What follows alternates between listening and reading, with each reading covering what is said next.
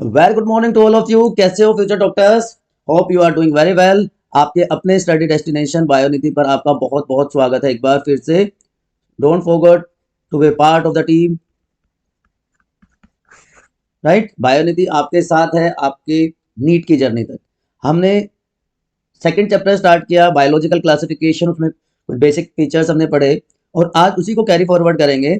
और आज हम डिस्कस करेंगे कि कौन कौन से क्लासिफिकेशन सिस्टम प्रपोज किए गए और किंगडम मोनेरा को हम डिटेल में आज डिस्कस करने वाले हैं। तो विदाउट डिले लेट्स स्टार्ट। तो बेटा, हम बात कर रहे थे कि अलग अलग क्लासिफिकेशन सिस्टम्स की। It started with 2 kingdom classification system और वहां से फिर सारे का सारा प्रोसेस स्टार्ट हुआ। इसके अलावा हमने बात करी थी 4 टाइप की क्लासिफिकेशंस की: artificial system, natural system, phylogenetic system and phonetic system of classification. की जो प्रेजेंट फॉर्म है सिर्फ उनके स्टडी की जाए, ना कि एंसेस्ट्रल हिस्ट्री को लेकर। सो आर्टिफिशियल जो कि 1 या 2 मॉर्फोलॉजिकल कैरेक्टर्स के ऊपर बेस्ड था। नेचुरल सिस्टम जहां पे कैरेक्टरिस्टिक्स ज्यादा थी और इससे ज्यादा इफेक्टिवली चीजों को समझने में हेल्प हुई। फाइलोजेनेटिक क्लासिफिकेशन इवोल्यूशनरी हिस्ट्री को ध्यान में रखते हुए जो पेरेंटल फॉर्म थी, एंसेस्ट्रल फॉर्म थी, उनके साथ कंपेयर करके और ये स्टडीज की गई, ये क्लासिफिकेशन सिस्टम दिया गया। ओंटोलॉजी रिपीट्स फाइलोजेनिक का कंसेप्ट मैंने आपको बताया था, बायोजेनेटिक लॉ। एंड फेनेटिक मैंने ऑलरेडी आपको बता दिया कि प्रेजेंट फॉर्म के साथ ही उसको कंपेयर करके स्टडी करना। तो जो 2 किंगडम क्लासिफिकेशन सिस्टम था, उससे पहले ही एरिस्टोटल ने जो उस टाइम के प्रेजेंट ऑर्गेनिज्म थे सारे के सारे, उनको 2 ग्रुप में डिवाइड कर दिया। प्लांट्स में हार्ब, शार्ब्स और ट्री, और एनिमल्स में एनिमा जिनमें रेड ब्लड था और एनाइमा विदाउट रेड ब्लड। ये एक रिकैप, क्विक रिकैप में दे रहा हूं जिससे आप एक पूरा का पूरा कनेक्शन एस्टेब्लिश कर सकें जो हमने स्टार्ट किया था। तो 2 kingdom classification system was given by Carolus linear, जिसको कार्ल वॉन लिन भी कहते हैं। तो सारे के सारे जो प्लांट थे जिनमें सेल वॉल थी और ऑटोट्रोपिक मोड ऑफ न्यूट्रिशन था, उनको सबको एक किंगडम में डाल दिया। और जो heterotrophic mode of nutrition show करते थे जिसमें सेल वॉल नहीं थी, वो सारे के सारे हो गए एनिमल। लेकिन इसकी 2 किंगडम क्लासिफिकेशन सिस्टम थी, इनकी कुछ ड्रॉबैक्स थी। ये यूकैरियोट्स और प्रोकैरियोट्स में डिफरेंशिएट नहीं कर पाया, ना ये बता पाया कि यूनिसेलुलर और मल्टीसेलुलर ऑर्गेनिजम्स क्यों डिफरेंट होते हैं। फोटोसिंथेटिक ऑर्गेनिज्म जैसे ब्लू ग्रीन एल्गी और नॉन फोटोसिंथेटिक ऑर्गेनिज्म को भी सबको एक साथ इंक्लूड कर दिया कि वहीं पे साइनोबैक्टीरिया है, वहीं पे फंजाई है, सबके सब एक साथ रख दिए गए। तो इससे बहुत सारा कंफ्यूजन क्रिएट हो गया। इसको ओवरकम करने के लिए 3 kingdom classification system was proposed by Ernst Hückel. उन्होंने कहा कि ऐसे ऑर्गेनिज्म जिनमें टिश्यू डिफरेंशिएशन की कैपेसिटी नहीं होती है ना, उनको उनके लिए एक अलग से ग्रुप बना दिया गया, जिसमें एल्गी, फंजाई और सारे के सारे प्रोटोजोन्स को इंक्लूड कर दिया गया। तो प्लांटी और एनिमेलिया के अलावा अब ये 3 किंगडम हो गए। लेकिन यहां पे भी प्रॉब्लम वही रह गई थी कि प्रोकैरियोट और यूकैरियोट को डिफरेंशिएट नहीं किया गया और सारे के सारे यूनिसेलुलर और मल्टीसेलुलर ऑर्गेनिजम्स को प्रोटिस्टा में रख दिया। तो 3 किंगडम कौन कौन से हो गए यहाँ पे? Protista, Plantae and Animalia. But अभी भी प्रॉब्लम्स थी और टाइम टू टाइम इसमें चेंजेस होते गए हैं। तो और इंप्रूवमेंट करने के लिए 4 किंगडम क्लासिफिकेशन सिस्टम जो कोपलैंड ने प्रपोज किया, उन्होंने जो यूनिसेलुलर ऑर्गेनिज्म थे, जो प्रोकैरियोटिक ऑर्गेनिज्म थे, उनके लिए अलग से किंगडम प्रपोज कर दिया, मोनेरा, यूनिसेलुलर प्रोकैरियोट्स, जिसमें सारे के सारे बैक्टीरिया को इंक्लूड कर दिया। तो अब 4 किंगडम कौन से हो गए? Monera, Protista, Plantae and Animalia. But still there are certain drawbacks. तो फाइनली 5 किंगडम क्लासिफिकेशन सिस्टम जो आर.एच. विटेकर ने प्रपोज किया 1969 में, उसमें फंजाई को भी अलग से इंक्लूड कर दिया गया। तो मोनेरा, प्रोटिस्टा जिसमें प्रिमिटिव यूकैरियोट्स आ गए,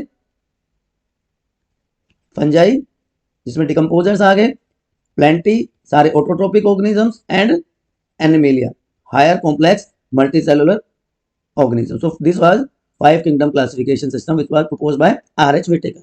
लेकिन किस बेसिस पे ये 5 किंगडम क्लासिफिकेशन बच्चों विटेकर ने प्रपोज किया? देखिए, ये जो फीचर्स हैं बहुत बहुत इंपॉर्टेंट हैं, इसके ऊपर बहुत बार क्वेश्चन आया है।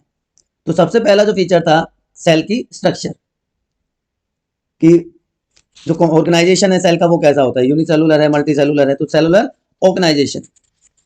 इसके बाद बॉडी ऑर्गेनाइजेशन कि किस तरह का सेलुलर ऑर्गेनाइजेशन है, टिश्यू लेवल ऑर्गेनाइजेशन है, ऑर्गन या ऑर्गन सिस्टम ऑर्गेनाइजेशन है। तो पहला सेल के स्ट्रक्चर की प्रोकैरियोटिक है कि यूकैरियोटिक सेल है। उसके बाद thallus organisation, whether it's cellular, tissue और organ level organisation. Mode of nutrition एक अलग से इंपॉर्टेंट पैरामीटर उन्होंने स्टडी किया कि भाई ये ऑटोट्रोपिक है कि हेट्रोट्रोपिक है। तो मोड ऑफ न्यूट्रिशन इंपॉर्टेंट हो गया। फाइलोजेनेटिक रिलेशनशिप का मतलब क्या होता है, चलिए आप बताइए, आप लोगों को मैं ऑलरेडी बता चुका हूँ। फाइलोजेनेटिक रिलेशनशिप की एंसेस्ट्रल कैरेक्टर्स के बेस पे उनको कंपेयर करके अलग अलग ग्रुप्स में रखना। एंड फाइनली रिप्रोडक्शन, एसेक्सुअल और सेक्सुअल मोड ऑफ रिप्रोडक्शन। तो ये 5 मेन पैरामीटर्स थे जिसके बेसिस पे विटेकर ने 5 किंगडम क्लासिफिकेशन सिस्टम को प्रपोज किया। सबसे पहले सेल स्ट्रक्चर, उसके बाद body organisation, mode of nutrition, reproduction and phylogenetic relationship. यहां तक कोई कंफ्यूजन है तो प्लीज मुझे फटाफट बता दीजिए, नहीं तो हम आगे चलते हैं। तो ये अब हमारे 5 किंगडम हो गए, Monera, protista, fungi, plenty and Animalia. ये एडवांस ऑर्गेनिजम्स हैं, ये सारे के सारे यूनिसेलुलर ऑर्गेनिजम्स हैं। इसमें सारे के सारे प्रिमिटिव मल्टीसेलुलर ऑर्गेनिजम्स को इंक्लूड किया है। ये प्रोकैरियोट्स हैं, ये सारे के सारे यूकैरियोटिक ग्रुप्स हैं या यूकैरियोट्स हैं। ठीक है बच्चों, लेकिन still there was scope of improvement.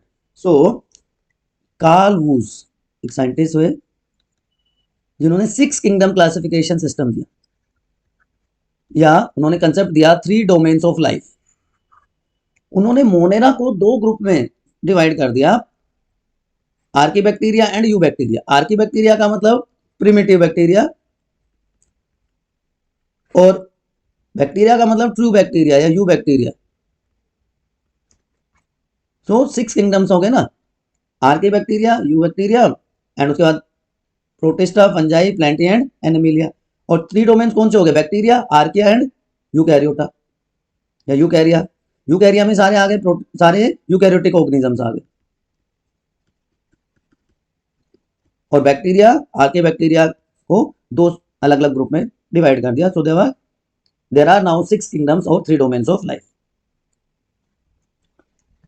Monera की आज हम डिटेल में बात करने वाले हैं। प्रोकैरियोटिक ऑर्गेनिज्म होते हैं, नॉन सेलुलोजिक सेल वॉल होती है। प्रोकैरियोट हैं तो true nucleus without nuclear membrane, cellular organisation क्योंकि यूनिसेलुलर हैं, और different modes of nutrition are found, चाहे वो कीमोट्रोपिक हो, चाहे फोटोट्रोपिक हो या सेप्रोफाइटिक, पैरासिटिक, सारे मोड ऑफ न्यूट्रिशन इसमें देखने को मिलते हैं। ठीक है बच्चों, तो ये जो एनसीईआरटी की जो टेबल है ये बहुत बहुत इंपॉर्टेंट है, बहुत बहुत क्रूशियल है। मैंने 5 पैरामीटर बताए थे जिसके बेसिस पे आर.एच. व्हिटेकर ने 5 किंगडम क्लासिफिकेशन सिस्टम दिया। सबसे पहले क्या था, सेल टाइप कि प्रोकैरियोटिक है कि यूकैरियोटिक है। सिर्फ एक ग्रुप है मोनेरा का जो प्रोकैरियोटिक है, बाकी सारे के सारे यूकैरियोटिक ग्रुप्स में आते हैं, चाहे प्रोटिस्टा से लेके एनिमिलिया तक। लाइकवाइज सेल वॉल में वेरिएशन आपको देखने को मिलता है। मोनेरा में नॉन सेलुलोजिक सेल वॉल होती है, फंजाई में काइटिन या फंगल सेलुलोज होता है, एनिमल्स में सेल वॉल एब्सेंट होती है लेकिन प्लांट में सेलुलोज की बनी होती है। न्यूक्लियर मेम्ब्रेन भी सिर्फ एक ग्रुप होगा जो मोनेरा है उसमें नहीं होगी, बाकी सब में cell wall nuclear membrane present होती है। True nucleus with nuclear membrane is present, यहाँ पे उसको न्यूक्लियोइड कह देंगे। बॉडी ऑर्गेनाइजेशन कॉम्प्लेक्सिटी जैसे जैसे बढ़ेगी तो मोनेरा और प्रोटिस्टा सेलुलर ऑर्गेनाइजेशन रखते हैं, लेकिन आगे आगे जैसे हम बढ़ेंगे तो बॉडी ऑर्गेनाइजेशन भी कॉम्प्लेक्स होता चला जाएगा। And lastly mode of reproduction, autotrophic से होता हुआ हेट्रोट्रोपिक एंड हेट्रोट्रोपिक, लेकिन प्लांट्स फोटोसिंथेटिक होंगे, याद रखना है। तो ये एनसीईआरटी में दिया हुआ एक एक वर्ड है जो आपको आप कह सकते हैं बाय हार्ट याद होना चाहिए।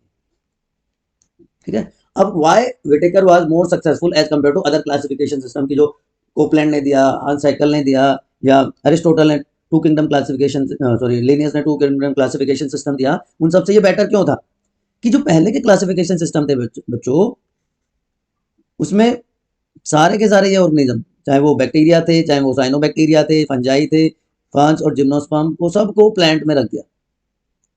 ठीक है, क्योंकि सब में इनमें सेल वॉल होती है, तो सेल वॉल के बेसिस पे सबको प्लांट में डाल दिया। लेकिन इनमें बहुत सारे कैरेक्टर्स अलग अलग होते हैं। तो अगर हम प्रोकैरियोटिक बैक्टीरिया और साइनोबैक्टीरिया को एक साथ रखेंगे तो इट कैन बी प्रॉब्लमेटिक। इसी तरह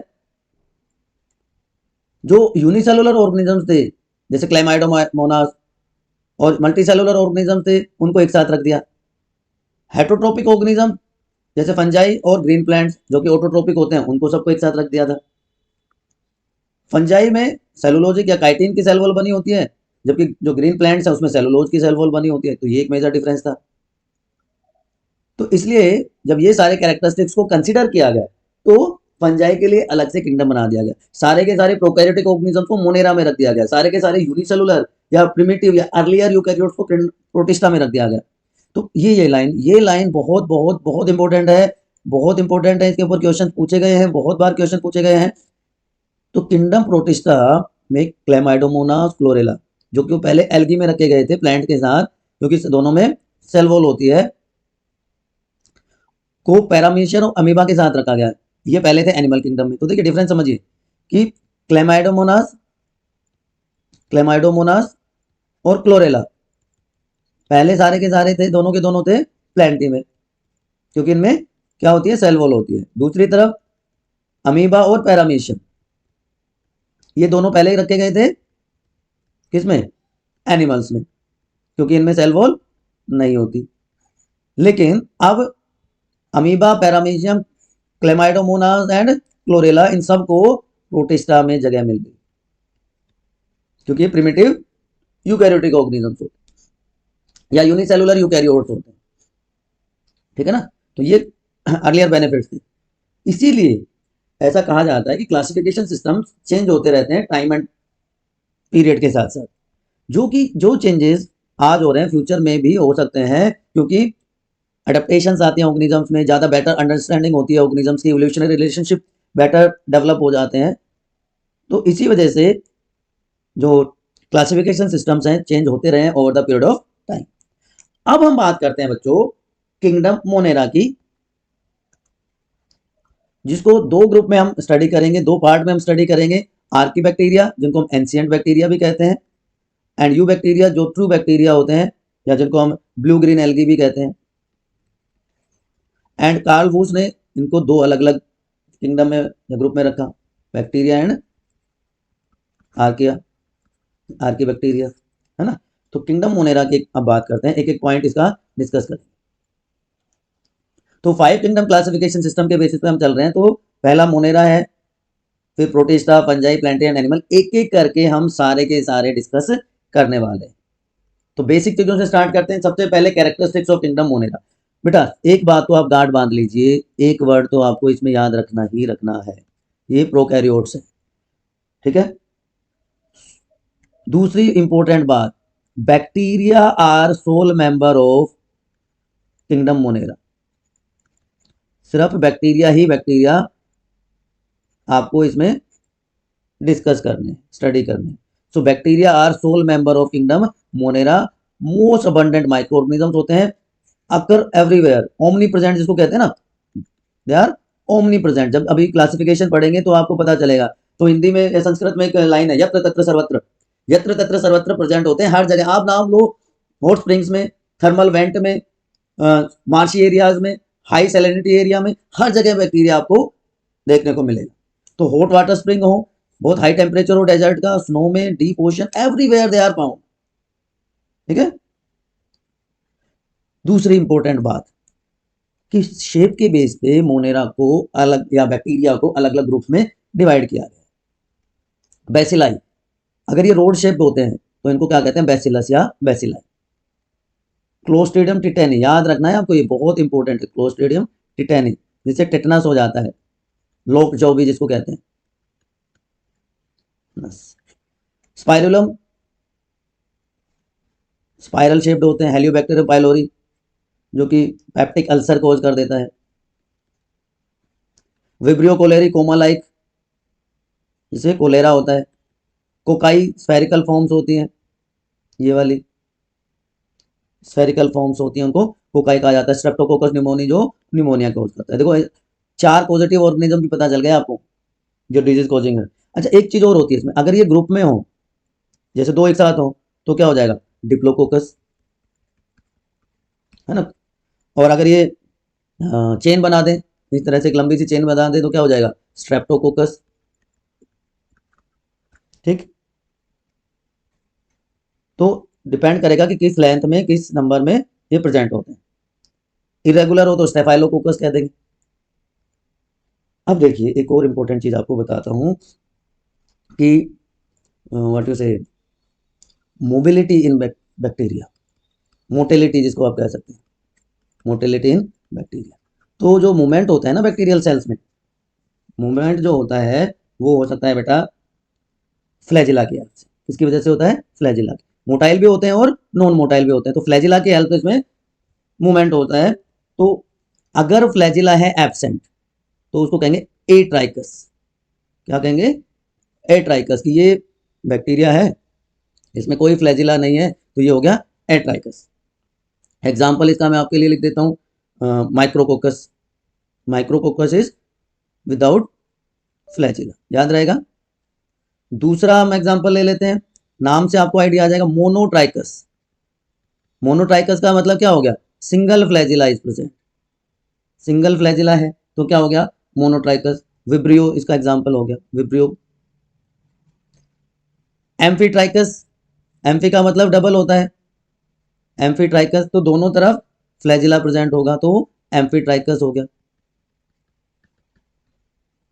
ये इंपॉर्टेंट चीजें हैं जो आपको याद रख ली। Nitrosomonas, this is amphitrichous. Then lophotrichous, lophotrichous की बंच प्रेजेंट होता है, दोनों साइड में एक बंच प्रेजेंट हो तो उसको क्या कहेंगे, lophotrichous. Lophotrichous, bunch of flagella on both side, that is lophotrichous. इसका एग्जांपल आप लिख लोगे, साल्मोनेला,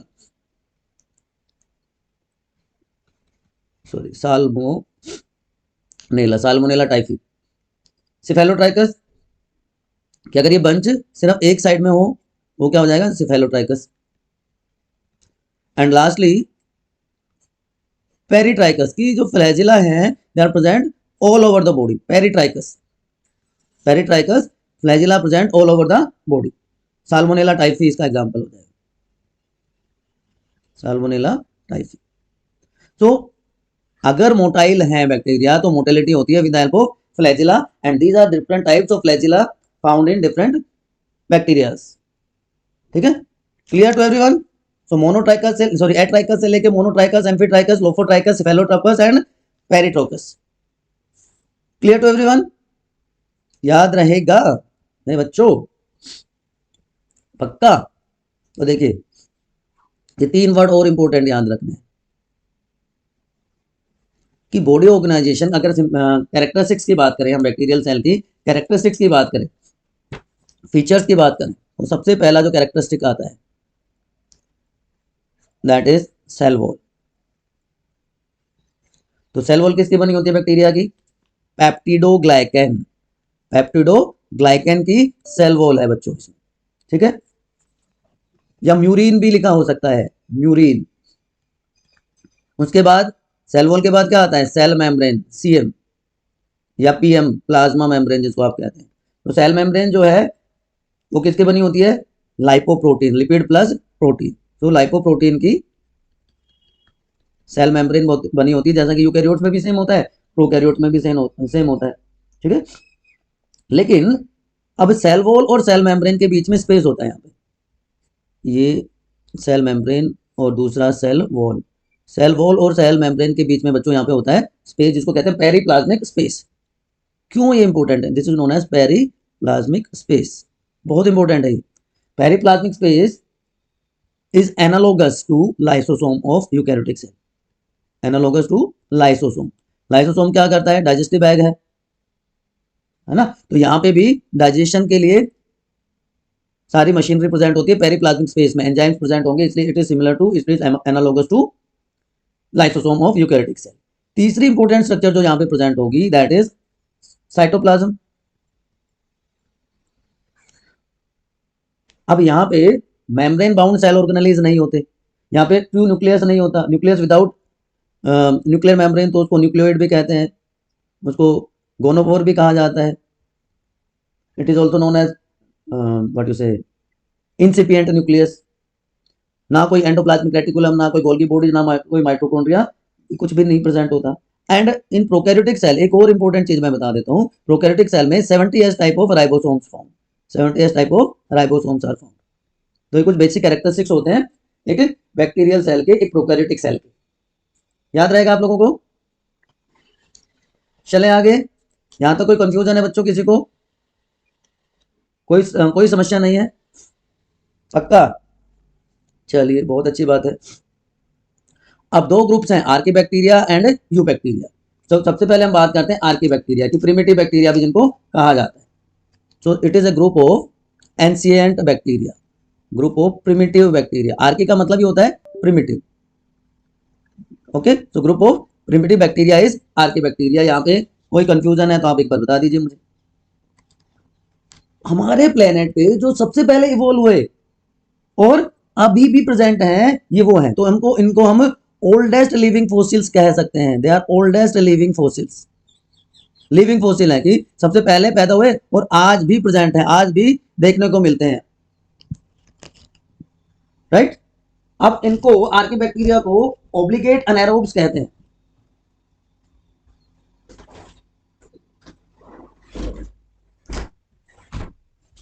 इनको ऑब्लिगेट एनारोब्स कहा जाता है बच्चों। क्यों? ऑब्लिगेट का मतलब होता है, ऑब्लिगेट का क्या मतलब होता है? Compulsory, they show anaerobic mode of respiration. ठीक है, clear to everyone? Cell wall यहाँ पे पेप्टिडोग्लाइकन की नहीं बनी होती, cell wall is made up of polysaccharides. यहाँ पे अभी हमने देखा था कि पेप्टिडोग्लाइकन की बनी होती है बैक्टीरिया की सेल वॉल या प्रोकैरियोटिक सेल वॉल, लेकिन यहाँ पे जो सेल वॉल है किसकी बनी होती है? पॉलीसेक्राइड की। बहुत बहुत इंपॉर्टेंट लाइन है, cell wall is formed of polysaccharide. और सेल मेम्ब्रेन भी एक सिंगल यूनिट नहीं होती। आर्की बैक्टीरिया में cell membrane is not a single unit, जबकि यू बैक्टीरिया में होती है। Cell membrane is highly complex. क्यों कॉम्प्लेक्स होती है? Due to presence of branched lipid chain, due to branched lipid chain it is complex in nature. ठीक है, उसके अलावा ओमनी प्रेजेंट की मैंने ऑलरेडी बात बता दी थी कि ये डिफरेंट सेल स्ट्रक्चर की वजह से हर जगह मेनली प्रेजेंट हो सकते हैं। तो तीन मेजर ग्रुप्स होते हैं आर्की बैक्टीरिया के, सॉरी तीन मेजर ग्रुप होते हैं आर्की बैक्टीरिया के। सबसे पहला जो ग्रुप है that is known as methanogen. First group is known as methanogen. Methane producing, methane gas produce होते हैं, तो they are mainly found in cow dung. आपने अगर आप गांव में रहे हो तो आपने देखा होगा कई बार। तो ये क्या करते हैं, ये जो बैक्टीरिया है ना CO2 को मीथेन में कन्वर्ट कर देते हैं। मिथेनोकोकस इसका एग्जांपल है, मिथेनो बैक्टीरियम इसका एग्जांपल है। ये ऑर्गेनिक सेलुलोज को जो कि काउ डंग में प्रेजेंट है, इसमें फर्मेंटेशन के थ्रू मीथेन में चेंज कर देते हैं। तो उसको हम गोबर गैस या बायोगैस प्रोडक्शन कहते हैं। कि जो सेलुलोजिक मटेरियल था, जो प्लांट मटेरियल था, उसको भी ये मीथेन में कन्वर्ट करने का काम कर देते हैं। कैटल के गट में, रूमन में ये सिम्बायोंट की तरह भी काम करते हैं। तो ये तो डाइजेस्ट कर देगा सेलुलोज को और उस फर्मेंटेशन के बाद वो उसमें मीथेन में चेंज हो जाएगी। तो पहला ग्रुप क्या हो गया? मिथेनोजेंस का आर्की बैक्टीरिया में। दूसरा जो ग्रुप होता है that is known as halophiles. Second one is known as halophiles. Halophiles saline high salinity area में जो मिलते हैं they are known as halophiles. अब हेलोफाइल्स के चारों तरफ एक पर्पल मेम्ब्रेन होती है। हेलोफाइल्स के चारों तरफ एक पर्पल मेम्ब्रेन होती है जो कि एक बैक्टीरियल रोडोप्सिन पिगमेंट होता है। रोडोप्सिन पिगमेंट की वजह से ये पर्पल कवरिंग यहाँ पे प्रेजेंट होती है। तो ये क्या करेंगे, इससे ये ब्राइट लाइट को एब्जॉर्ब कर लेंगे एंड डायरेक्टली फॉर्म एटीपी। ये डायरेक्टली एटीपी फॉर्म कर देंगे।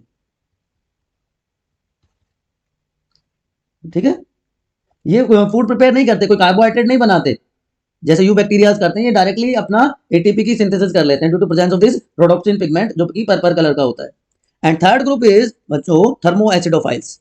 Third group is thermoacidophiles. तो पहला था मीथेन प्रोड्यूसिंग, दूसरा सैलिनिटी एरिया में, थर्मो का मतलब टेम्परेचर की बात आ गई यहाँ पर। तो ये कहाँ मिलेंगे? Extreme temperature above 80 degree Celsius temperature वाले एरिया में, हॉट वाटर स्प्रिंग्स में ये मिल जाते हैं, ठीक है ना, जहां पे 100 डिग्री से भी ज्यादा टेम्परेचर होता है।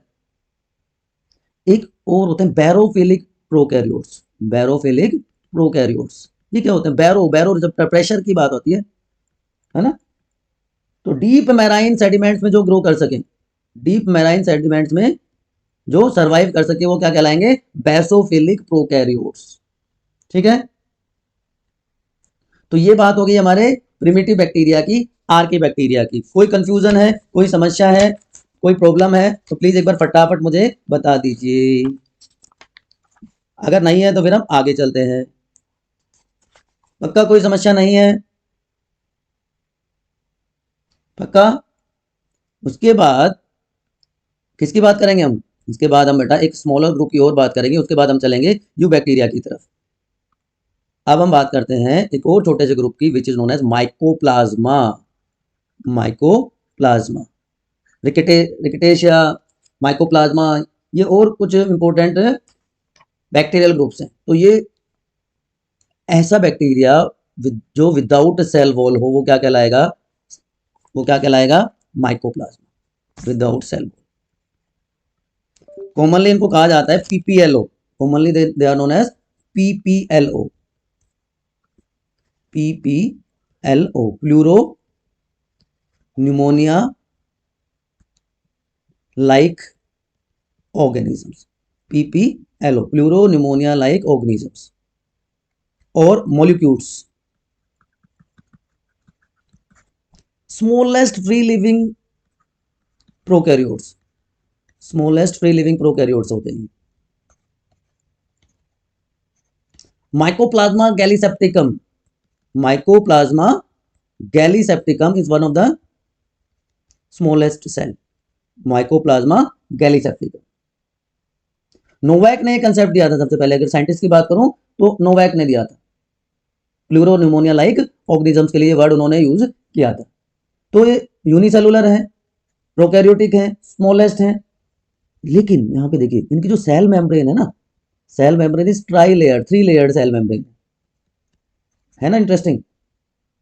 और वो बनी हुई किसकी है? बनी हुई उसी की है, लिपिड प्लस प्रोटीन, लाइपोप्रोटीन्स की ही बनी होती होगी। तो लिपिड लाइपोप्रोटीन की फॉर्मेशन। सर्कुलर डीएनए, तो यहाँ पे डीएनए भी होता है एज ए जेनेटिक मटेरियल, और आरएनए भी हो सकता है जेनेटिक मटेरियल। अभी तक आपने पढ़ा होगा या तो डीएनए या RNA, but both DNA and RNA as a genetic material. DNA double stranded circular, double stranded circular DNA होता है, एंड सिंगल स्ट्रैंडेड आरएनए, जिसको एसएसआरएनए भी आप लिख सकते हैं, सिंगल स्ट्रैंडेड आरएनए प्रेजेंट होता है, ठीक है। सेल वॉल इसमें एब्सेंट होती है, तो ये एक यूनिक फीचर हो गया। और क्योंकि सेल वॉल नहीं होती तो कंटिन्यूअसली अपनी पोजीशन, अपनी शेप चेंज करते रहते हैं, तो they are known as pleomorphic. Pleomorphic, continuously changes their shape, तो प्लूरोमॉर्फिक इनको कहा जाता है। Clear to everyone? They are highly resistant to antibiotics, जैसे पेनिसिलिन हो गया, टेट्रासाइक्लिन हो गया, उसके लिए रेजिस्टेंट होते हैं। फोल्टेटिव अनएरोब्स, कि नॉर्मली अनएरोबिक होते हैं लेकिन एरोबिक रेस्पिरेशन भी शो करते हैं। एंड अगर लास्टली हम बात करें तो इनमें रिप्रोडक्शन जो है, दोनों टाइप का रिप्रोडक्शन देखने को मिलता है। बाइनरी फिजन भी होता है इसमें, क्योंकि सबसे कॉमन मेथड है रिप्रोडक्शन का। उसके अलावा एलिमेंट्री बॉडीज एक रेयर होता है, एलिमेंट्री बॉडीज के थ्रू भी इनमें रिप्रोडक्शन रिपोर्ट किया गया, ठीक है। अब ये हार्मफुल भी होते हैं, प्लांट्स में भी डिजीज करते हैं और एनिमल्स में भी डिजीज कोज करते हैं। प्लांट डिजीजेस की बात की जाए तो प्लांट में जो सबसे कॉमन डिजीज है that is bunchy top of papaya. Bunchy top of papaya is caused by mycoplasma. और एनिमल्स में बात करें तो male sterility, genital inflammation in humans. तो एनिमल्स में including human beings male sterility के लिए रेस्पॉन्सिबल होते हैं। तो ये एक स्मॉलर ग्रुप है, ठीक है। डीएनए में रेप्लिकेटिंग डिस्क होती है। एक एडिशनल फीचर और बता देता हूं आपको, डीएनए में रेप्लिकेटिंग डिस्क होती है। तो अगर डायग्राम की हम बात करें माइकोप्लाज्मा की, तो इस तरह की शेप होती है, ठीक है। और रेप्लिकेटिंग डिस्क डिस्क की जो मैं अभी बात कर रहा हूँ ना बच्चों, वो रेप्लिकेटिंग डिस्क ये होती है। उसके अलावा तो ये पूरा का पूरा इसका जेनेटिक मटेरियल होगा। यहाँ पे इसके साइटोप्लाज्म में एंजाइम्स प्रेजेंट होते हैं, जेनेटिक मटेरियल प्रेजेंट होता है। तो आउटर कवरिंग क्या हो जाएगी इसकी, सेल वॉल तो होती नहीं है इसमें, तो आउटर कवरिंग क्या हो जाएगी, प्लाज्मा मेम्ब्रेन हो जाएगी। इसके अलावा इसमें राइबोसोम्स प्रेजेंट होंगे। इसके अलावा इसमें डीएनए प्रेजेंट, जेनेटिक मटेरियल होगा, डीएनए होगा, आरएनए होगा। ये इसकी क्या होगी, रेप्लिकेटिंग डिस्क हो गई। This is replicating disc. Different type of enzymes, protein particles, ये सारे स्ट्रक्चर्स यहाँ पे नॉर्मली देखने को मिल जाती। तो दिस इज रिगार्डिंग माइकोप्लाज्मा या PPLO, pleuro pneumonia like organism. तो हमने बात कर ली आर्कियोबैक्टीरिया की, हमने बात कर ली किसकी, हमने बात कर ली, बोलो बोलो जल्दी से बताओ भाई, जल्दी से बताओ। हमने बात कर ली माइकोप्लाज्मा की। अब क्या बचता है आपका, अब बचता है आपका यू बैक्टीरिया। यू बैक्टीरिया में क्या आता है बच्चों मेरे, इसमें सब कुछ ही आ जाता है। जो बच गया सर सारा का सारा यू बैक्टीरिया ही तो हो गया, है ना, सही बात है। तो कीमोसिंथेटिक ऑटोट्रोपिक बैक्टीरिया जो एटमॉस्फेरिक नाइट्रोजन को नाइट्रेट और नाइट्राइट में कन्वर्ट करने में, अमोनिया में कन्वर्ट करने में हेल्प करते हैं। तो अगर मैं स्ट्रक्चरली इसके बारे में आपको बताऊं, तो सबसे पहले हम स्ट्रक्चर की ही बात कर लेते हैं। तो ये कुछ इस तरह की स्ट्रक्चर यू बैक्टीरिया की होती है। तो उसके कंपैरिजन में बहुत डिफरेंस आपको देखने को मिल रहा है। ऊपर एक एनवलप भी प्रेजेंट होता है, ये मैं पूरा नहीं बना रहा हूँ। यहाँ पे एनवलप है जिसको हम क्या कहते हैं, कैप्सूल कहते हैं। उसके बाद सेल वॉल हो जाएगी, सेल वॉल के बाद क्या हो जाएगा, साइटोप्लाज्मिक मेम्ब्रेन। यहाँ पे ट्रू न्यूक्लियस होगा नहीं, तो न्यूक्लियोइड प्रेजेंट होगा, क्योंकि क्या है, प्रोकैरियोटिक सेल्स की बात कर रहे हैं। लेकिन ये इनफोल्डिंग्स यहाँ पे प्रेजेंट होंगी जिनको मीजोसोम कहते हैं। सेक्स पिलाई यहाँ पे प्रेजेंट होंगी जो कि रिप्रोडक्शन में हेल्प करेंगी। एंड लार्ज फ्लैजिलम या फ्लैजिला में भी present. So this is structure. तो आउटरमोस्ट कवरिंग को क्या कहेंगे, glycocalyx. Outermost covering is glycocalyx. अब ग्लाइकोकैलेक्स में क्या क्या हो गया, अब ये थिक भी हो सकती है, ये थिन भी हो सकती है, जिसको स्लाइमी लेयर कहेंगे। उसके बाद सेल वॉल हो गई और उसके बाद सेल मेम्ब्रेन। तो 3 लेयर की बनी होती है, ट्राई लेयर हो गई, ठीक है। तो लूज और कंटिन्यूअस लेयर है, थिन है, लूज है, तो क्या कहेंगे उसको, स्लाइमी लेयर, ठीक है। और अगर टफ है तो उसको क्या कह देंगे, कैप्सूल। तो जो ग्लाइकोकैलेक्स की फॉर्मेशन है ना, वो किससे होती है, ग्लाइकोकैलेक्स की फॉर्मेशन बच्चों होती है सेल मेम्ब्रेन से। ग्लाइकोकैलेक्स प्रोटेक्शन प्रोवाइड करता है बैक्टीरिया को डब्ल्यूबीसी से, जो हमारी व्हाइट ब्लड सेल्स हैं उससे प्रोटेक्शन प्रोवाइड करता है। सेल वॉल वही पेप्टिडोग्लाइकन की बनी होती है, सेल मेम्ब्रेन लाइपोप्रोटीन की बनी होती है। साइटोप्लाज्म में cell membrane bound structures absent होती हैं, लेकिन न्यूक्लियोइड प्रेजेंट होगा विदाउट न्यूक्लियर मेम्ब्रेन। ये जो मीजोसोम्स हैं ये क्या रोल प्ले करते हैं, mesosomes are functionally mitochondria, functional mitochondria है, फंक्शनल माइटोकॉन्ड्रिया जो कि एनर्जी प्रोडक्शन में हेल्प करता है बैक्टीरियल सेल, ठीक है। मीजोसोम्स और कॉन्ड्रोइड भी कहते हैं। अब ये भी 2 तरह के होते हैं, ये तो हो गया सेंट्रल, एक पेरिफेरल भी हो सकते हैं। सो सेंट्रल एंड पेरिफेरल 2 टाइप के मीजोसोम्स देखने को मिलते हैं। इसके अलावा यहाँ पे स्टोरेज ग्रेन्यूल्स होते हैं, क्रोमेटिन मटेरियल जो कि न्यूक्लियोइड के फॉर्म में होगा। तो ये कुछ इंपॉर्टेंट कैरेक्टरिस्टिक्स होते हैं, कुछ इंपॉर्टेंट फीचर्स होते हैं यूकैरियोटिक सेल के। क्लियर टू एवरीवन, याद रहेगा बेटा आप लोगों को ये। अब इकोनॉमिक इंपॉर्टेंस हम लास्ट में डिस्कस करेंगे, उससे पहले कुछ और फीचर्स मैं आपको इसके बारे में बताता हूं। अब न्यूट्रिशन इन बैक्टीरिया फीचर्स की बात कर लेते हैं। तो फीचर्स में सबसे पहला आता है न्यूट्रिशन इन बैक्टीरिया। ऑटोट्रोपिक, सारा मोड मिलेगा आपको। ऑटोट्रोपिक, ऑटोट्रोपिक में भी दोनों, कौन कौन से, फोटोट्रोप्स एंड कीमोट्रोप्स, दोनों टाइप का। फोटोट्रोप्स में लाइट एनर्जी को यूज करके, लेकिन यहाँ पे फोटोसिंथेटिक पिगमेंट्स एब्सेंट। फिर कैसे होता है जी, फोटोसिंथेटिक पिगमेंट्स तो यहाँ पे सर होते नहीं है, फिर कैसे वो लाइट एनर्जी को ट्रैप करेंगे? होते हैं, साइटोप्लाज्म में होते हैं फोटोसिंथेटिक पिगमेंट, ठीक है, जिससे वो लाइट एनर्जी को यूटिलाइज करते हैं, ठीक है। लेकिन जो फोटोसिंथेसिस है ना वो नॉन ऑक्सीजेनिक है, क्योंकि यहाँ पे फोटो सिस्टम 2 11th क्लास में आपने पढ़ा है ना? नहीं पढ़ा? अभी नहीं पढ़ा, हाँ, क्योंकि यस आप तो अभी 11th में हो, मुझे लगा आप 12th वाले बच्चे हो। तो यहाँ पे फोटो सिस्टम 2 एब्सेंट होता है। वो फोटो सिस्टम 2 क्या करता है, वाटर मॉलिक्यूल को ब्रेक डाउन करता है, तो वो यहाँ पे एब्सेंट होता है। तो उनको हाइड्रोजन आयंस की जरूरत पड़ेगी फॉर फोटोसिंथेसिस। तो जो हाइड्रोजन मिलेगी वो नॉन वाटर सोर्सेज से मिलेगी। तो हाइड्रोजन सल्फाइड यहाँ पे हाइड्रोजन डोनर का काम करता है, तो इसलिए इसको नॉन ऑक्सीजेनिक फोटोसिंथेसिस भी कहा जाता है। अब फोटोसिंथेटिक बैक्टीरिया के एग्जांपल्स की अगर मैं बात करूं तो इसमें आप लिख सकते हो थायोथ्रिक्स, इसमें आप लिख सकते हो क्लोरोबियम, दो एग्जांपल सफिशिएंट रहेंगे। कीमोसिंथेटिक ऑटोट्रोप्स की केमिकल एनर्जी को यूज करके अपना फूड प्रिपेयर कर लेते हैं। इसमें आ जाते हैं आपके nitrifying bacteria, nitrate bacteria, sorry nitrite, nitrifying है नाइट्राइट, और फिर नाइट्रेट। तो नाइट्रेट बैक्टीरिया का क्या करेंगे, नाइट्राइट को नाइट्रेट में कन्वर्ट कर देंगे, है ना। Example Nitrobacter. Nitrite nitrite bacteria क्या हो जाएंगे, वो अमोनिया को नाइट्रेट में कन्वर्ट कर देंगे, ammonia is converted into nitrite. इसका एग्जांपल नाइट्रोमोनास लिख दो आप। नाइट्रीफाइंग बैक्टीरिया क्या करेंगे, ये नाइट्रोजनस कंपाउंड को ऑक्सीडाइज कर देंगे, ऑक्सीडाइज नाइट्रोजनस कंपाउंड्स, जिससे एनर्जी मिले, टू गेट एनर्जी। तो ये अलग अलग टाइप के बैक्टीरिया यहाँ पे प्रेजेंट होते हैं, ठीक है। तो सारे के सारे नाइट्रीफाइंग बैक्टीरिया, चाहे वो नाइट्रोमोनास है, जो नाइट्रोबैक्टर है, ये सारे के सारे कीमोट्रोप्स होते हैं। लेकिन इसके अलावा यहां पर वो भी तो देखने को मिलेगा, क्या देखने को मिलेगा, ये सिर्फ ऑटोट्रोपिक थोड़ी होते हैं, ये हेटरोट्रोपिक भी तो होते हैं, दे आर हेटरोट्रोप्स ऑल्सो। तो हेटरोट्रोपिक न्यूट्रिशन भी तो देखने को मिलेगा यहाँ पर।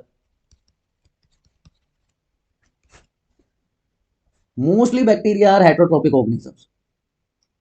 तो डेड ऑर्गेनिक या लिविंग मैटर से अपना फूड ऑब्टेन करते हैं, तो वो सेप्रोफाइटिक भी होते हैं, सेप्रोट्रोपिक जिसको आप कह सकते हैं, और पैरासिटिक, दोनों मोड न्यूट्रिशन का वो शो करते हैं, सेप्रोफाइटिक भी और पैरासिटिक भी।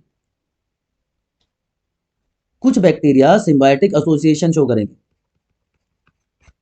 म्यूचुअल बेनिफिट होता है ना जहां पे दोनों को, और उसका बेस्ट एग्जांपल आपने बहुत पढ़ा है, Rhizobium found in roots of leguminous plants.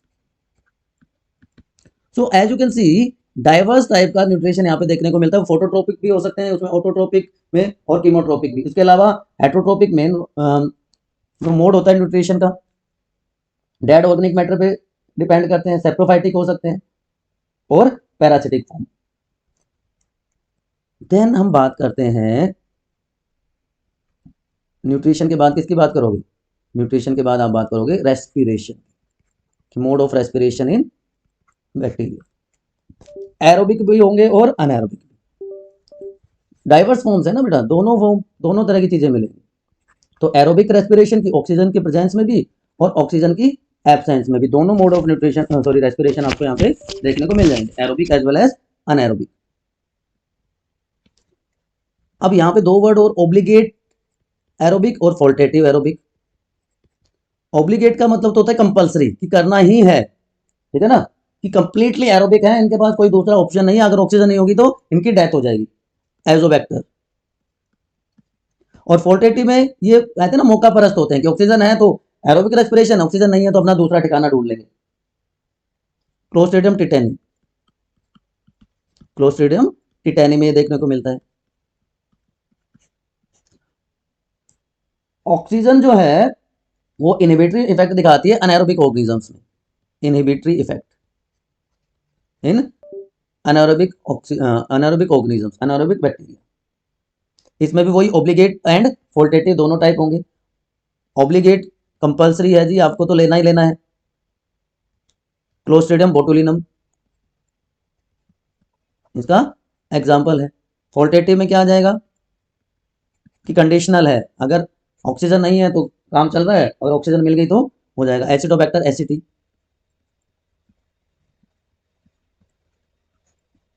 So these are different mode of respiration found in bacterial cells. उसके बाद बात करते हैं रिप्रोडक्शन। जो बैक्टीरिया, यू बैक्टीरिया में जो रिप्रोडक्शन होता है ना बच्चों, mainly asexual mode of reproduction is found, जो कि होता है बाइनरी फिजन के थ्रू।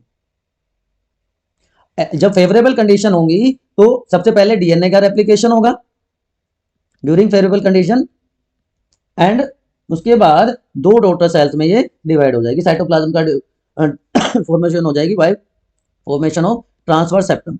दोनों के बीच में ये ट्रांसफर सेप्टम बनेगा और उसकी वजह से दो डॉटर सेल्स बन जाएंगे, and each daughter cell grow into a new bacteria. Unfavourable conditions में क्या होता है, अनफेवरेबल कंडीशंस में एंडोस्पोर की फॉर्मेशन होती है। Endospore formation is prominent in case of unfavourable conditions. अभी एंडोस्पोर कैसे बनता है, कैसे बनता है ये करके दिखाओ कि भैया ये आपकी बैक्टीरियल सेल का कोर बना देते हैं, ये सेंट्रल पार्ट हो गया, कोर हो गई, ठीक है। उसके बाद फिर कोर्टेक्स हो जाएगा, ठीक है। उसके बाद inner coat layer, inner coat layer, outer coat layer,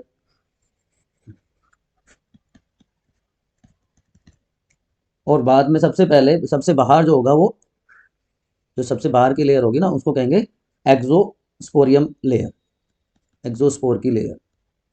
तो ये डिफरेंट लेयर्स यहाँ पे प्रेजेंट होंगी। तो ये हाईली रेजिस्टेंट स्ट्रक्चर है, हाईली रेजिस्टेंट स्ट्रक्चर है, जो कि अनफेवरेबल कंडीशन में बनती है, resistant to high temperature, radiation, antibiotics, chemicals. तो इसको कहा जाता है reproduction without multiplication, reproduction without multiplication, ये इसका यूनिक फीचर होता है, ठीक है ना। अब तीसरा मोड ऑफ रिप्रोडक्शन जो देखने को मिलता है उसको कहते हैं जेनेटिक रिकॉम्बिनेशन, जेनेटिक रिकॉम्बिनेशन। अभी जेनेटिक रिकॉम्बिनेशन अलग अलग टाइप से होता है, ये ट्रांसफॉर्मेशन हो सकता है, इसमें ट्रांसडक्शन हो सकता है, and conjugation, third one is conjugation. इन तीन तरीके से जेनेटिक रिकॉम्बिनेशन हो सकता है, but it is not, you can say not true sexual reproduction, parasexuality इसको कहा जाता है। तो पहला एसेक्सुअल में बाइनरी फिजन और स्पोरुलेशन हो गया, स्पोरुलेशन एंडोस्पोर की हेल्प से हो गया। अब सेक्सुअल रिप्रोडक्शन जिसको हम पैरासेक्सुअलिटी कह रहे हैं, ये तीन तरह से हो सकता है, ठीक। कॉन्जुगेशन सबसे कॉमन टाइप का होता है। इसमें बैक्टीरिया जो कॉन्जुगेशन शो करते हैं वो होते हैं डाइमॉर्फिक। डाइमॉर्फिक बैक्टीरिया का मतलब क्या होगा, दो फॉर्म में मिलने वाले, टू टाइप ऑफ सेल्स। एक में मेल होगा जिसको हम एफ पॉजिटिव कहेंगे, दूसरा, या इसको डोनर भी कह सकते हैं, दूसरा होगा ये, यहां बना देता हूं मैं आपके लिए ये, और इसके ऊपर इसका फर्टिलिटी फैक्टर हो जाएगा, प्लाज्मिड हो जाएगा, ठीक है। और ये इसकी आउटर कवरिंग हो जाएगी। ये एफ पॉजिटिव या डोनर या मेल हो गया, ठीक। दूसरी तरफ क्योंकि डाइमॉर्फिक है, दूसरा क्या हो जाएगा, फीमेल या एफ नेगेटिव और रेसिपिएंट। तो इसमें क्या होगा, इसमें स्ट्रक्चर थोड़ी सी सिंपल हो जाएगी। इसमें स्ट्रक्चर सिंपल कैसे हो जाएगी, सिर्फ इसमें न्यूक्लियोइड आपको देखने को मिलेगा। यहाँ पे ये वाला जो पार्ट है फर्टिलिटी फैक्टर एफ प्लाज्मिड, ये आपको देखने को नहीं मिलेगा, ठीक है। तो दोनों के बीच में कॉन्जुगेशन ट्यूब की फॉर्मेशन हो जाएगी, दोनों के बीच में कॉन्जुगेशन ट्यूब की फॉर्मेशन हो जाएगी, इसको सेक्स पिलाई भी कहते हैं। और उसकी वजह से इसका जो फर्टिलिटी फैक्टर था, जो एफ प्लाज्मिड था, वो ट्रांसफर होकर इधर आ जाएगा, ठीक है। तो फर्टिलिटी फैक्टर का ट्रांसफर हो जाएगा। अब फर्टिलिटी फैक्टर क्या होता है, फर्टिलिटी फैक्टर में जीन्स होते हैं जो सेक्स पिलाई प्रोड्यूस करते हैं, या जीन ट्रांसफर के लिए जो भी मशीनरी की जरूरत होती है वो वहां पे प्रेजेंट होती है। अब दोनों के दोनों सेल जब अगर पास होंगे तो एक प्रोटोप्लाज्मिक ब्रिज बन गया जिसको कॉन्जुगेशन ट्यूब या सेक्स पिलाई कहते हैं, और जीन एक्सचेंज इजीली यहाँ पे 6 से 8 मिनट के बीच में हो जाता है। ठीक है, इसके अलावा दो और मेथड मैंने आपको बताया था अभी कि ट्रांसफॉर्मेशन हो सकता है। ट्रांसफॉर्मिंग प्रिंसिपल एक आप 12th क्लास में जेनेटिक्स में पढ़ोगे, ट्रांसफॉर्मेशन एक मेथड होता है कि जो डीएनए है उसके सेगमेंट को एब्जॉर्ब कर लेना, absorption of DNA segment from the surrounding medium by living bacteria. Absorption of DNA segment from surrounding medium by living bacteria is known as transformation. Griffith ने एक्सपेरिमेंट किया था, इसको ट्रांसफॉर्मिंग प्रिंसिपल भी कहा जाता है। It is also known as transforming principle. ज्यादा detail में आपको अभी जाने की जरूरत नहीं है इसकी। And last one is known as transduction. तीसरा मैंने क्या बताया था आपको ट्रांसफॉर्मेशन के बाद? ट्रांसडक्शन। ट्रांसफॉर्मेशन एंड ट्रांसडक्शन कि transfer of foreign gene, transformation of foreign gene with the help of virus, तो क्या कहलाएगा? ट्रांसडक्शन कहलाता है। याद रहेगा। तो ट्रांसफॉर्मेशन, ट्रांसडक्शन एंड कॉन्जुगेशन तीन कॉमन मोड्स होते हैं सेक्सुअल रिप्रोडक्शन के किसी भी बैक्टीरियल सेल में। याद रहेगा अब आपको, इजीली चीजें समझ में आ गई होंगी। हमने न्यूट्रिशन की बात कर ली, हमने रेस्पिरेशन की बात कर ली, हमने रिप्रोडक्शन की बात कर ली। ठीक है, उसके अलावा कोई इफ बट आपको रहता है तो आप बताइए मुझे। एक टॉपिक रहता है वो मैं आपको बताऊंगा, उसके अलावा बताइए आप। उसके अलावा कोई समस्या है तो मुझे फटाफट बता दीजिए। उसके बाद एक समस्या है बच्चों जो मैं आपको बताना चाह रहा हूं तो ये रिप्रोडक्शन की बात हो गई। अब जो मैं आपको बताना चाह रहा हूं that is very very important, फिर से ध्यान देने की जरूरत है आपको। ब्लू ग्रीन एल्गी, BGA, या जिनको हम साइनोबैक्टीरिया भी कहते हैं, साइनोबैक्टीरिया और ब्लू ग्रीन एल्गी। ठीक है, फ्रेश वाटर होते हैं mainly, fresh water organisms mainly, लेकिन मराइन भी हो सकते हैं। चलो मैं दोनों ही लिख देता हूं, आप लोग कंफ्यूज ना हो। ठीक है, ये पहले ऑर्गेनिज्म है, first organism which produced oxygen on earth. ठीक है, तो फोटोसिंथेटिक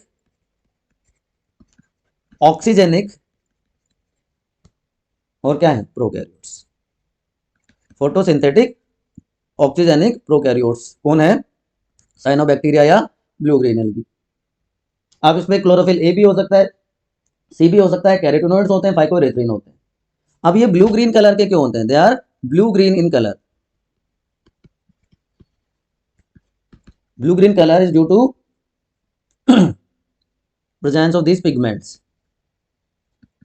क्लोरोफिल ए और फाइकोसाइनिन सी, क्लोरोफिल फाइकोसाइनिन, इसकी वजह से वो ब्लू ग्रीन कलर के होते हैं। लेकिन Trichodesmium is red colour, exception है ये। Trichodesmium is a blue green algae which is red in colour. याद रह जाएगा आपको। तो रेड कलर जो वाटर का होता है, रेड सी का है, वो इसी की वजह से होता है। अब जो ये ब्लू ग्रीन एल्गी है ना बच्चों, ये blue green algae different forms में मिलते हैं। ये यूनिसेलुलर हो सकते हैं, ध्यान दीजिएगा बहुत इंपॉर्टेंट टॉपिक है। ये यूनिसेलुलर हो सकते हैं, इसका एग्जांपल है spirulina. Spirulina is unicellular blue green algae. Edible है ये, इकोनॉमिक इंपॉर्टेंस बहुत है, good source of protein. Spirulina protein supplements में दिया जाता है, कैटल फोडर की तरह यूज किया जाता है इसको। ठीक है, आर्टिफिशियली वाटर टैंक्स में इसको आप ग्रो कर सकते हैं। उसके अलावा ये कॉलोनियल हो सकता है, ब्लू ग्रीन एल्गी कॉलोनियल हो सकते हैं, मतलब ग्रुप्स में रह सकते हैं, ग्रुप कॉलोनीज बना सकते हैं।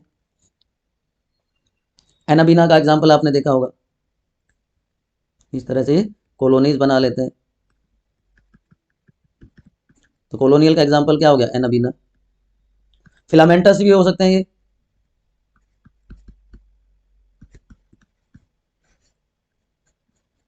ऑसिलेटेरिया। तो यूनिसेलुलर, कॉलोनियल और फिलामेंटस अलग अलग फॉर्म में मिलते हैं। Structurally they are similar to gram positive bacteria. Gram positive क्या होता है, ये भी आपको ग्राम पॉजिटिव और ग्राम नेगेटिव बैक्टीरिया के बारे में इसको बताता हूँ। सेल मेम्ब्रेन इसकी बनी होती है, वही सेम किसकी बनी होगी, लाइपोप्रोटीन्स की बनी होती है। Cell membrane is formed of lipoproteins. लेकिन इनके चारों तरफ एक म्यूसिलेजिनस शीट होती है, म्यूसिलेजिनस कवरिंग होती है, जो कि म्यूकोपॉलीसैकेराइड्स की बनी होती है, पैक्टिक एसिड की बनी होती है। यहाँ पे भी सेल वॉल बाइलेयर्ड है। आउटर सेल वॉल लाइपोपॉलीसैकेराइड की बनी होती है and inner cell wall is formed of peptidoglycans. तो टू लेयर्ड सेल वॉल किस किस फॉर्म में, आउटर लेयर मैंने बताया, आउटर लेयर किसकी बनी होती है, लाइपोपॉलीसैकेराइड्स की, या लिपोपॉलीसैकेराइड भी आप कह सकते हैं। Outer one is formed of lipopolysaccharide and inner one is formed of peptidoglycans. Clear to everyone. और सेल मेम्ब्रेन सिमिलर है, सेल मेम्ब्रेन किसके सिमिलर है, या किसकी बनी होती है, लाइपोप्रोटीन। याद रहेगा आपको, अब ये लाइपोप्रोटीन की बनी होती है। ये हेल्प करते हैं, अगर इसके फंक्शन की बात करें तो they are helpful in nitrogen fixation, बहुत इंपॉर्टेंट रोल प्ले करते हैं नाइट्रोजन फिक्सेशन में ये। अब अगर आप देखोगे तो इनकी जो नोस्टोक का मैं एग्जांपल बताता हूँ, एग्जांपल नोस्टोक का लेते हैं हम और उसका बताते हैं आपको कि फिलामेंटस भी होते हैं, मैंने थोड़ी देर पहले आपको बताया था, है ना। तो जब ये फिलामेंटस होते हैं तो इस तरह से, और इनके चारों तरफ एक म्यूसिलेज की कवरिंग भी बनी होती है, म्यूसिलेजिनस कवरिंग भी बनी है, ठीक है सर, ये भी बन गई। अब यहाँ पे कुछ स्पेशल सेल्स होती हैं, ये जो सेल है इसको कहते हैं हेट्रोसिस्ट, और ये हेट्रोसिस्ट ही नाइट्रोजन फिक्सेशन में हेल्प करती है, ठीक, याद रहेगा आपको। तो ये इसका इंपॉर्टेंट रोल हो गया, नाइट्रोजन फिक्सेशन में हेल्प करते हैं। अब ये नाइट्रोजन फिक्सेशन के लिए ये भी बहुत इंपॉर्टेंट, सिम्बायोटिक फॉर्म में भी हो सकते हैं और फ्री लिविंग में भी हो सकते हैं। तो ये सारे के सारे एग्जांपल्स बेटा आपको याद रखने हैं। सिम्बायोटिक में आपको याद रखना एनाबीना, और अभी एक मैंने बताया आपको नोस्टोक, ठीक है। ये सिम्बायोटिक फॉर्म में नाइट्रोजन फिक्सेशन में हेल्प करेंगे। उसके अलावा अजोला के साथ जो एसोसिएशन होता है इसका, अजोला ग्रो होता है राइस के साथ, अजोला को ग्रो किया जाता है विद राइस पैडी। अब अजोला के लीव्स में एनाबीना मिलता है, तो अजोला एनाबीना एक सिम्बायोटिक एसोसिएशन शो करते हैं, ठीक है। अजोला क्या है, एक्वेटिक फर्न है। अजोला क्या है, एक्वेटिक फर्न है, जिसको एज बायो फर्टिलाइजर यूज किया जाता है, ठीक। तो अजोला एनाबीना नोस्टोक, ये तीनों बातें समझ आ गई आपको। अब फ्री लिविंग में कौन कौन से होते हैं, फ्री लिविंग में आप लिख दीजिए ओलोसेरिया, एनाबीना, अभी कहोगे सर ये क्या हो रहा है, एंड अजोला, सॉरी नोस्टोक। तो ये फ्री लिविंग फॉर्म में भी मिलते हैं, सॉइल में, वाटर में। ये ओलोसेरिया ये फिर से पैडी फील्ड्स में देखने को मिलता है, ये पैडी फील्ड्स में वाइडली प्रेजेंट होता है, ठीक है। इसी तरह ओसिलेटेरिया भी पैडी फील्ड्स में नाइट्रोजन फिक्सेशन करता है। तो ये इकोनॉमिक इंपोर्टेंस होगी किस तरह से ये नाइट्रोजन फिक्सेशन में हेल्प करते हैं। अब एक लास्टली एक चीज और देख लेते हैं कि जो हमारे ब्लू ग्रीन एल्गी हैं उनमें रिप्रोडक्शन कैसे होता है। वेजिटेटिव रिप्रोडक्शन भी देखने को मिलता है और एसेक्सुअल रिप्रोडक्शन भी होता है, वेजिटेटिव एंड एसेक्सुअल दोनों मोड रिप्रोडक्शन के यहाँ पे रिपोर्ट किए गए। बाइनरी फिजन, ठीक, बाइनरी फिजन के थ्रू होता है। और अनफेवरेबल कंडीशंस में सबसे कॉमन जो मोड ऑफ एसेक्सुअल रिप्रोडक्शन है दैट इज एकाइनेट, मोस्ट कॉमन एकाइनेट, जो कि नोस्टोक में देखने को मिलता है, ठीक है। अदरवाइज बाइनरी फिजन के थ्रू स्पाइरुलिना में ये वेजिटेटिव रिप्रोडक्शन शो कर सकते हैं, फ्रेगमेंटेशन हो सकता है, ऑसिलेटेरिया में देखने को मिलता है। लेकिन अगर एक्सेसिव ग्रोथ हो जाए ना बेटा ब्लू ग्रीन एल्गी की, तो ये पोल्यूट भी कर सकती है वाटर को, और उसको कहते हैं water Bloom, excessive growth of blue green algae और साइनोबैक्टीरिया, क्योंकि उसमें कुछ टॉक्सिक सब्सटेंसेस होते हैं, ठीक। Economic importance blue green algae की मैंने बता दी ऑलरेडी आपको। इकोनॉमिक इंपोर्टेंस में सबसे पहला पार्ट हमने क्या डिस्कस किया?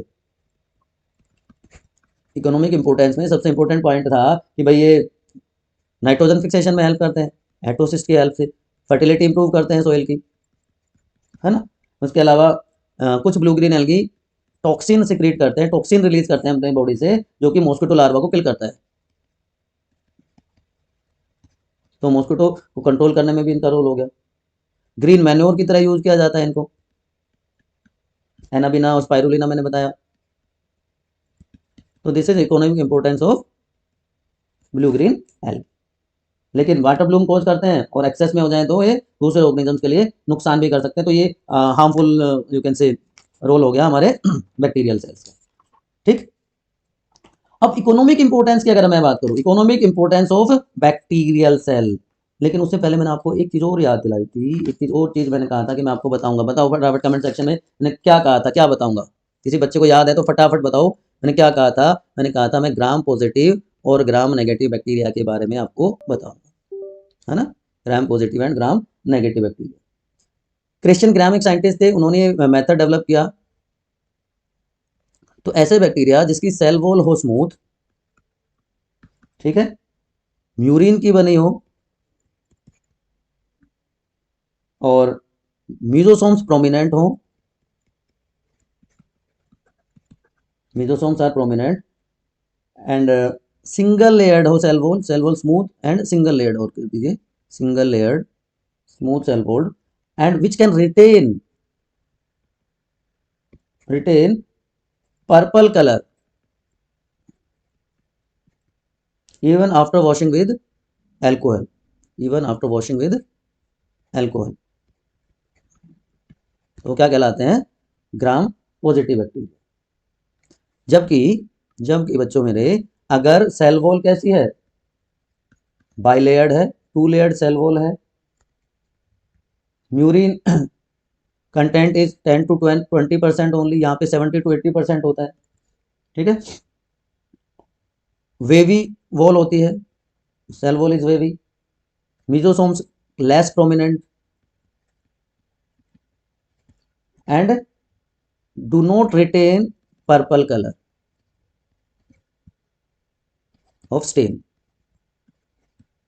व्हेन स्टेन विद सेफ्रानिन और इस तरह का जो स्टेन यूज किया जाता है, ठीक है ना, पर्पल कलर को रिटेन नहीं करते तो क्या हो जाएंगे? Gram negative bacteria. तो gram positive and gram negative bacteria का डिफरेंस आपको समझ में आ गया होगा, ठीक है। अब इकोनॉमिक इंपोर्टेंस पे फटाफट नजर डाल देते हैं। तो इकोनॉमिक इंपोर्टेंस में दोनों एक्सपेक्ट हमें डिस्कस करने होते हैं। तो हार्मफुल एक्टिविटीज से शुरू करते हैं हम। बहुत सारी डिजीजेज होती हैं जो ह्यूमन बींग्स में और अदर ऑर्गेनिजम्स में कोज करते हैं, जैसे ट्यूबरक्लोसिस, उसके अलावा लेप्रेसी, टिटनस, टाइफॉइड, सिफिलिस, ये सारी की सारी डिजीज बैक्टीरिया की वजह से होती है ह्यूमन बींग्स में। प्लांट्स में बात करें तो citrus canker, late blight of rice, ज़्यादा डिटेल में नहीं जाते हैं, लेट ब्लाइट ऑफ राइस, ठीक है। उसके अलावा देखो डी नाइट्रिफिकेशन। डी नाइट्रिफिकेशन क्या होता है? डी नाइट्रिफिकेशन हो जाएगा कि जो सोयल के नाइट्रेट्स हैं, सोइल के नाइट्रेट्स हैं उनको नाइट्राइट में कन्वर्ट कर देना, और नाइट्राइट से फिर उसको नाइट्रोजन में कन्वर्ट कर देना, जिससे सोइल की फर्टिलिटी रिड्यूस हो जाती है। फूड पॉइजनिंग कोज करते हैं। फूड पॉइजनिंग के लिए कौन सा बैक्टीरिया रेस्पॉन्सिबल होता है? साल्मोनेला, पूरा ही लिख देता हूं, Salmonella enteritidis causes food poisoning. Water pollution के लिए रेस्पॉन्सिबल है, उसमें आप लिख सकते हो साल्मोनेला टाइफी। बायोलॉजिकल वेपन्स की तरह इनको यूज किया जाता है। वॉर में आजकल फ्यूचर वॉर जो होंगे उनमें बायोलॉजिकल वेपन्स कौन से होंगे? जैसे एंथ्रेक्स डेडली है, बोटुलिज्म तो ये तो हो गई बुराइयों की बात। अब कुछ अच्छी बातें कर लेते हैं कि भाई बहुत हेल्पफुल है हमारे लिए, बेनिफिट्स बहुत सारे हैं। सबसे पहले तो अमोनिफिकेशन कोर्स करते हैं, है ना। अमोनिफिकेशन में क्या होगा कि जो डेड डिकेड मैटर का जो प्रोटीन है उसको अमोनिया में चेंज कर देंगे। जो डेथ होने के बाद जो प्लांट और एनिमल की बॉडीज हैं उसके प्रोटीन को अमोनिया में कन्वर्ट करने का काम कर देते हैं। नाइट्रिफिकेशन करते हैं, ये तो सबसे इंपॉर्टेंट रोल है ही है इनका। नाइट्रिफिकेशन में क्या होगा, अमोनिया को नाइट्रेट और नाइट्राइट में कन्वर्ट कर देंगे। नाइट्रोजन फिक्सेशन करेंगे, हेट्रोसिस्ट मैंने बताया था, नो स्टॉक में उसके हेल्प से नाइट्रोजन फिक्सेशन हो जाता है। सिम्बायोटिकली भी कर सकते हैं और नॉन सिम्बायोटिकली भी कर सकते हैं। डेयरी इंडस्ट्री का बेस है, डेयरी प्रोडक्ट्स बहुत सारे इसी की वजह से बनते हैं, चाहे वो कार्ड मेकिंग ले लीजिए आप। मेडिकल इंडस्ट्री में एंटीबायोटिक्स की फॉर्मेशन इन्हीं की हेल्प से होती है ना। उसके अलावा अल्कोहल फॉर्मेशन में, लिकर इंडस्ट्री में इनका रोल होता है। विनेगर, जिसको हम क्या कहते हैं, एसिटिक एसिड, आपके जो चाउमीन वगैरह है उसमें डलता है। पोल्यूशन इंडिकेटर होते हैं। तो बहुत सारे जो बेनिफिट्स हैं वो हमें देखने को मिलते हैं किससे, बैक्टीरियल सेल से। तो ये ओवरऑल रिव्यू है बेटा किंगडम मोनेरा का, जहाँ पे एक एक चीज हमने डिस्कस कर ली है। अगर फिर भी कोई डाउट है तो आप कमेंट सेक्शन में पूछ सकते हैं। नेक्स्ट हम डिस्कस करेंगे किंगडम प्रोटिस्टा नेक्स्ट सेशन में, जो कि प्रिमिटिव यूकैरियोट्स होते हैं। They are primitive eukaryotic organisms. हमेशा की तरह thank you for being with us. अगर आप नए हैं बायोनीति पर तो चैनल को सब्सक्राइब कर लीजिए, लाइक शेयर कर दीजिए और अपने डाउट्स कमेंट सेक्शन में पूछ लीजिए। आप हमारे टेलीग्राम चैनल को भी ज्वाइन कर सकते हैं, बायोनीति का जो टेलीग्राम चैनल है उसको भी आप ज्वाइन करके वहाँ पे PYQs, PDF, सैम्पल पेपर्स सारे आपको इजीली मिल जाएंगे। Keep studying, good luck.